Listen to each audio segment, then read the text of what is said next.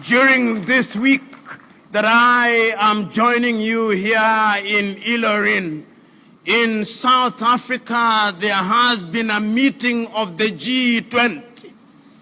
The 20 strongest economies in the world were meeting there. But when you listen and when you watch, Africa was not represented properly. During the same time, in Luanda, Angola, there was yet another meeting of the European Union and the African Union. And when I listened to African leaders, I was disappointed. We are the only continent in the world that still goes to the slave master to ask the slave master, how can we be better in freedom? I am praying that this University of Ilorin, as it continues and as it looks to the next 50 years, will be a university where the minds of young Nigerians and the minds of young Africans will be decolonized. I look forward to that time. I look forward to the time when we are teaching engineering. We will be alive to the world, to the reality that science knows no boundaries. But we will also be alive to the world that science must respect the environment in which we talk about poultry farming in Nigeria, when we talk about sugarcane farming in Nigeria, when we talk about all these things, Africa will be ready and able to feed ourselves. Today, Africa cannot feed ourselves. You in Nigeria, even as you debate with Ghana, which jollof rice is better than the other, I suspect that you still import rice. I suspect that you still import tea. I suspect that you still import poultry. I suspect that you still import beef. This must stop. It must stop, and it will only stop when the universities such as the University of Ilorin begin to engage in agriculture that is going to unlock our potential. As I drove in, I saw what is happening here on the 15,000 hectares. I saw that they have jatropha farms. I saw that they have teak farms. I'm informed that they produce their own chicken. I'm informed that they produce their own honey. I'm informed that they can feed themselves. If this can be replicated to Nigeria and be replicated to the continent of Africa, then we will not be a continent that is famous, or is it infamous, for going around the world with a beggar's bowl, asking from other civilizations. I'm suggesting to us that we have a duty to do so. I am also hoping that this university, as it is celebrating her 50th anniversary, will be a university that is restoring our self-esteem. For too long, we in the continent of Africa have labored under some complex. For too long, we in the continent of Africa believe that that which is ours is not good enough. For too long, in the continent of Africa, we labor under the misguided belief that we have to be acknowledged by others.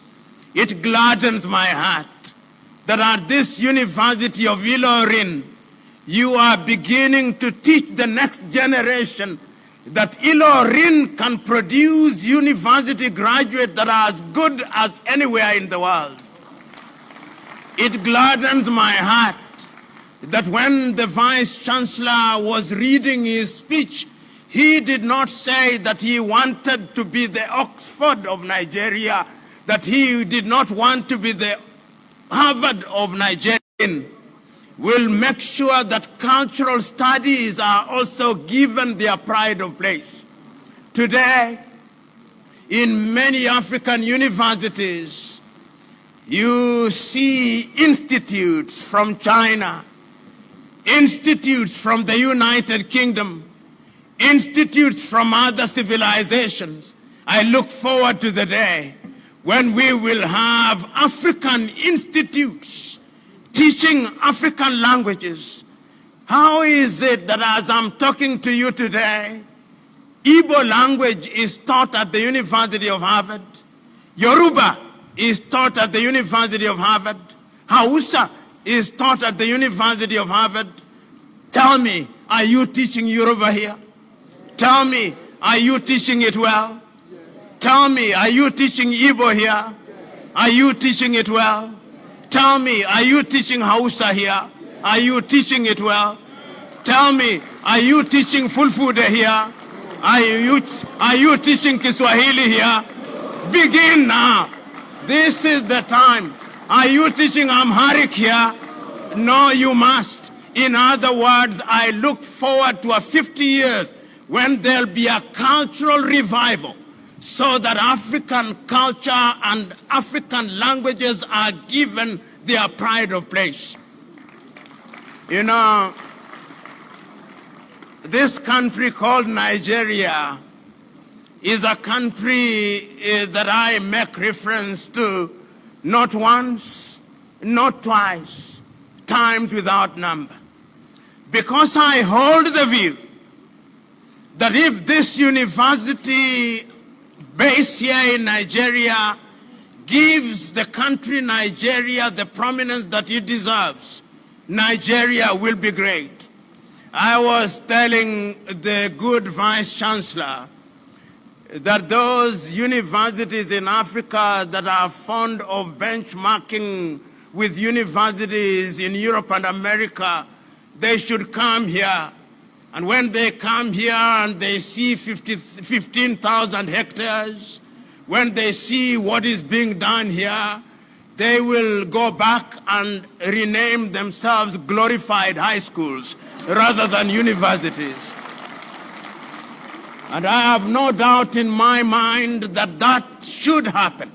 We have the ability, and if University of Ilorin is just one of the universities in the Federal Republic of Nigeria, then you imagine what Nigeria can do. You imagine what Nigeria can do in research. You imagine what Nigeria can do in the health sector. You imagine what Nigeria can do in mining. You imagine what Africa is crumbling.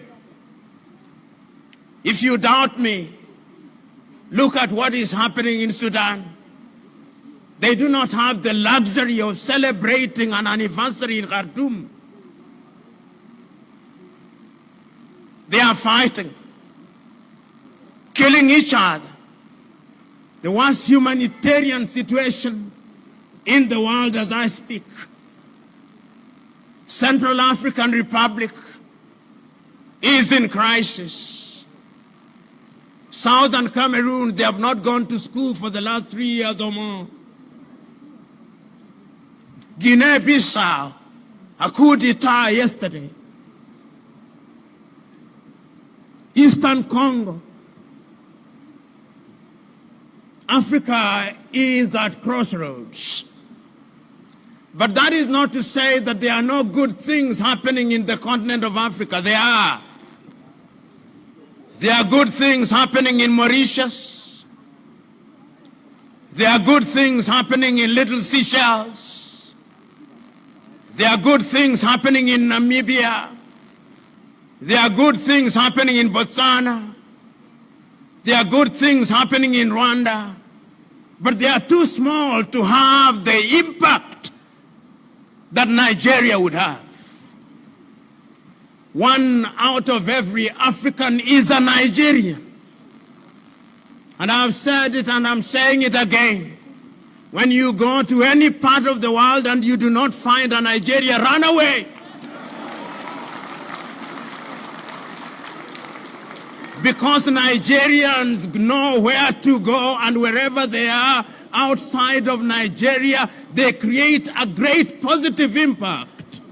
And I'm suggesting to this audience here at Ilorin, that your duty is beyond celebration to go out there and make this celebration be the beginning point or the impetus of what Nigeria can be. The President of the Federal Republic of Nigeria is represented here. The representative of the President of the Federal Republic go out and tell the President that the world and Africa is looking at Nigeria. And if the President is not told, the representative of the First Lady go out and tell the First Lady to tell the President.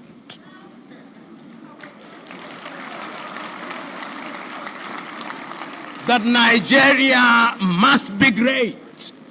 That Nigeria must be the leader, not only in ECOWAS, but must be the leader in the continent of Africa. On the occasion that Nigeria has led, Africa has been in a celebratory mood. Nigeria led when South Africa was fighting against apartheid. Nigeria led. We never say anything about it. Nigeria led when there was trouble in Liberia and Sierra Leone through ECOMOG, and the countries were stabilized. Nigeria led when the Gambia was about to go down. Whenever Nigeria leads, Africa stabilizes. Don't run away from your role. Don't be too small. And if Nigeria as a country are having difficulties on how to do it, let them come to the University of Ilorin and let them learn from this age-old saying that is in the same manner you fry a small fish that you fry a big one. Ilorin is the small fish, Nigeria is the big fish. The method of frying never changes. It can be done.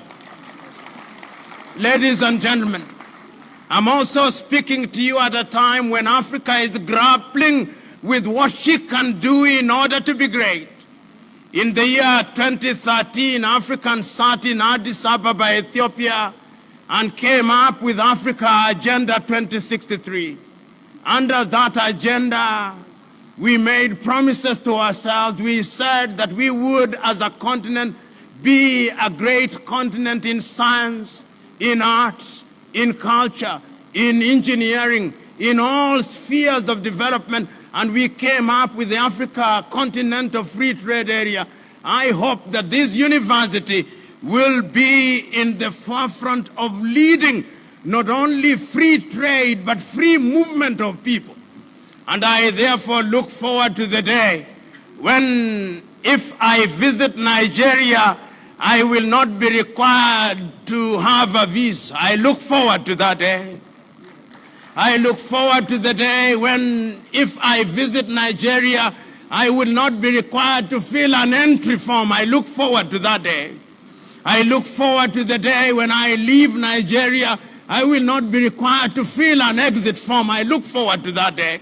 Because Africa will only be great when her sons and daughters have the ability to move from one country to the other, as if the boundaries imposed in Berlin in 1884 were useless imposition. I look forward to that day. And I hope that this great country, Nigeria, will provide leadership in that regard. I look forward to the day when I visit Nigeria and I go to the breakfast room, I will not be drinking Hollandia from Coca-Cola.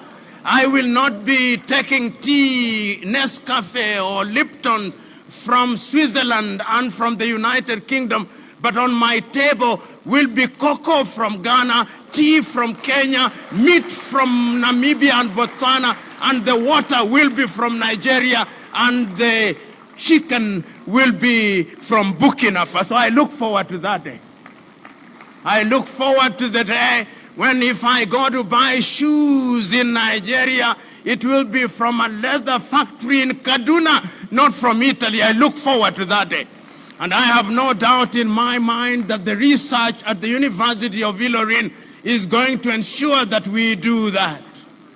And now you have also invited me to speak at a time when those who know we are in the cusp of the fourth and fifth industrial revolution. We are in the cusp of artificial intelligence. We are using things that we do not manufacture today. As I speak to you now, some of you are Googling, some of you are on Instagram, some of you are on artificial intelligence, some of you are on Telegram, some of you are on all those things, WhatsApp and all those things. Do you know that those things are foreign and that somebody sitting in the United States of America can switch them off? Do you know? I look forward to the day when this university will be in the forefront of giving us homegrown technology, which is based in Lagos or based here in Kwara State, and that we in the continent of Africa will be consuming what we have produced and not producing what we have not consumed. I look forward to that day. I look forward to the day when our young men and women here in Nigeria and graduates of the University of Ilorin will have the joy to work here in Nigeria and to work in West Africa and to work in the rest of Africa and not dying in the Mediterranean Sea or being humiliated at the embassies of the United States of America. I look forward to the day. I look forward to the day when our young men's mind will be so decolonized that they love the things that we produce. I look forward to that day. That is why, therefore, Honorable Vice Chancellor and the good people who are present here today, as we look to the future, it gladdens my heart. It gladdens my heart that when I look to the future and I say that Ilorin is in that space, my call to you is that the time is now. The time is now to give meaning to the promises that you've made yourself. The time is now to improve your agriculture. The time is now to improve your engineering. The time is now to improve your technology. The time is now to recognize that what we call luck is an intercourse between preparedness and hard work. The time is now for us to work smart. The time is now to harness our potential. The time is now to use the energy of our young men and women and the wisdom of our old people that we may make Ilorin great, make Nigeria great, make Africa great, because it is only then that we shall have served in humanity. Thank you very much. Thank you very much. Let me thank you for the reception that I have received this morning. Let me start by thanking the Vice Chancellor, my professional colleague.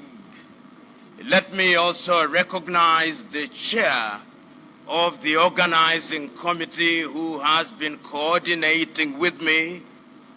Permit me also to recognize the chair of the Governing Council, to recognize senior academics present in this assembly, the governors present here, and those who are represented, the First Lady of the Federal Republic of Nigeria, who is represented here, the traditional rulers present in this assembly, the students who are present here, and to conclude with this Nigerian innovation, I stand by the protocols already established.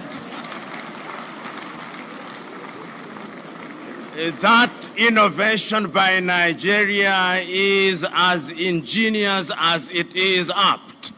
You do not annoy anybody because you stand on the protocols already established. Honorable Vice Chancellor, let me start by congratulating the University of Ilorin on the occasion of their 50th anniversary. This is my first time at this university. And I can assure you that I have visited a number of universities in the continent of Africa and in the world.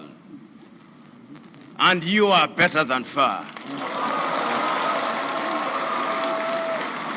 You are better than far, not just because of your size, because it took us 5 kilometers to drive from the gate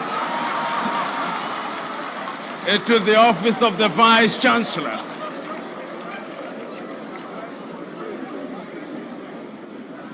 And you know, even if you do not have to say it yourself, a great Nigerian once said that the lizard that jumped from the high Iroko tree praised itself if there was nobody to do so. But on this occasion, I praise you. I've also had the advantage of learning something about the University of Ilorin. I have been told that from a modest number of no more than 500, the university now boasts 50,000 students. This is amazing for 50 years. It is amazing not only because of the number of students, but it is amazing because of the courses that are taught at this university. I've been told, and I've had a glimpse of some of the alumni of the University of Ilorin, including the Vice Chancellor himself, who was a PhD student here and whose inaugural address, Judex, I'm just beginning to read. I'm happy to be in this assembly. I'm also happy to be in this assembly because I've met other alumni of this university, the good professor from the University of Bamenda in Cameroon, who is present in this assembly, which is indicative of the fact that this university is spreading its tentacles in the world. During my short stay here, I've also met my good professor from Ethiopia, who is a visiting academic at this university. And as if that was not enough, I've met another professor from Pakistan, which tells me that this university is present in the world. And as if that was not enough, only last evening I listened to the testimony of students who are visiting from Italy, and their greatest pain was that they are leaving Ilorin. So today, when I'm invited to speak about this university, to reflect about the role of universities in Africa and in the world, it gladdens my heart. Honorable Vice Chancellor, the other great thing that I have seen this morning is that your predecessors, those who are still in the land of the living, are here, which is a testament to the fact for those Vice Chancellors that there is no greater recompense than when your successor succeeds. You are here to celebrate that what you are doing is even being made greater by the current holder of the office of the Vice Chancellor. I say this because we live in a continent where we are always beginning. We live in a continent where our greatest claim to fame is that we want to obliterate the legacy of those who came before us.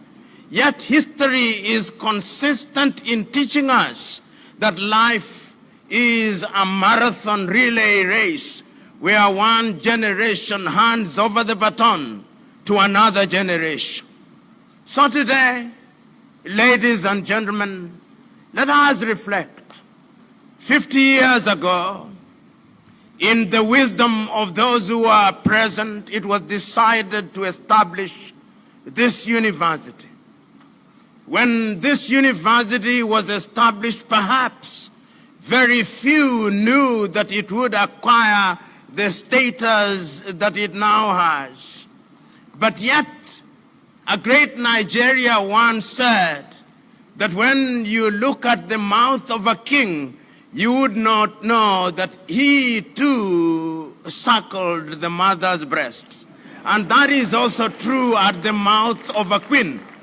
Today, when we look at the University of Ilorin, nobody would imagine that only 50 years ago it was a toddler beginning to learn not only to crawl, but even to sit.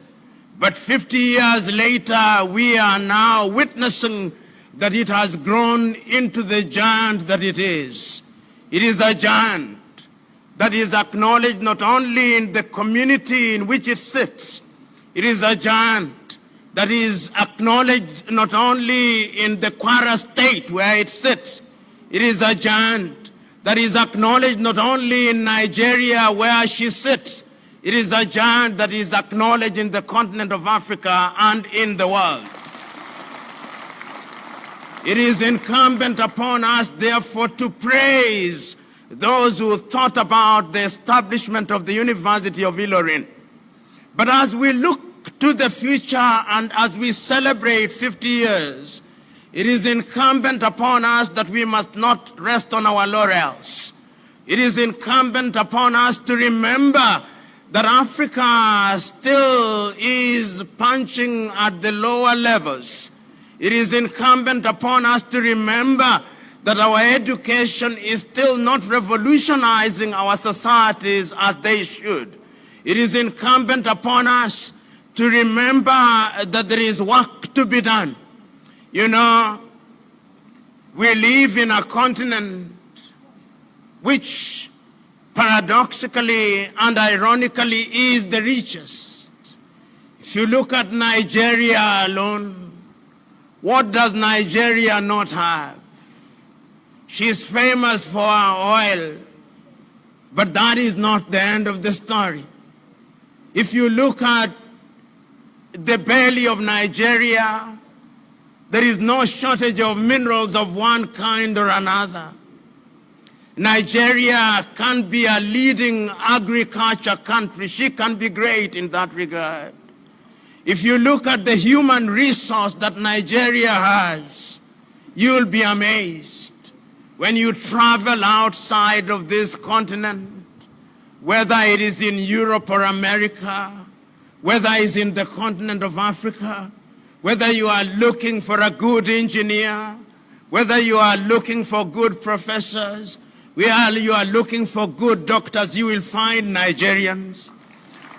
You know, sometimes Nigerians who have the money leave here to go for medical treatment in Europe and America, and when they go there, they discover that the doctors treating them are Nigerians. That is how great Nigeria is.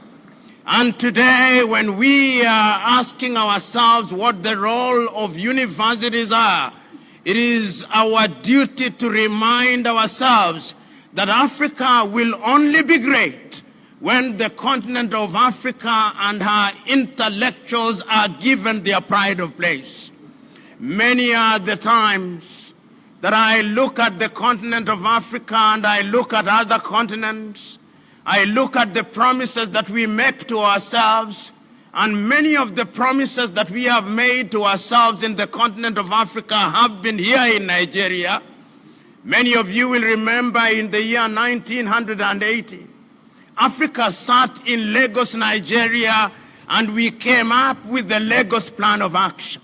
Under the Lagos Plan of Action, we said that we must improve our education system. We said that we must improve our trade amongst ourselves, but many years later, we have not done much about it.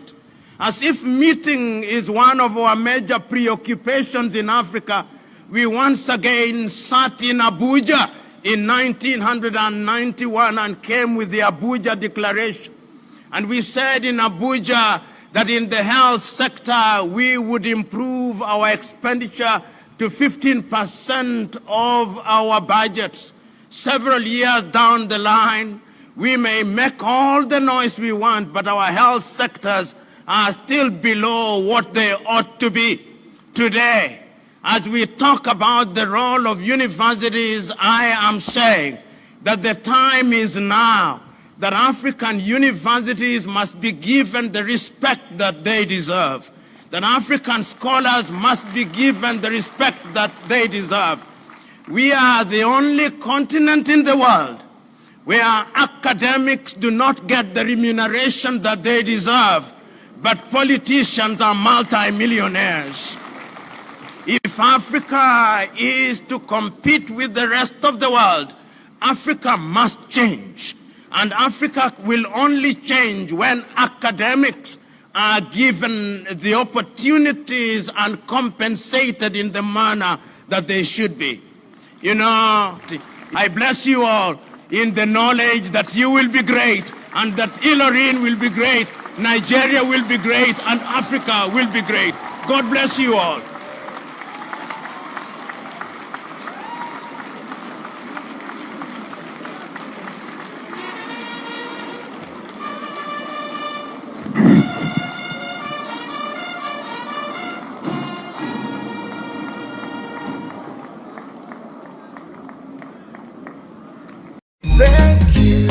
Thank you, Africa, Mama Africa. Oh, yeah. You make Africa great. Thank you, Africa. Thank you, Africa.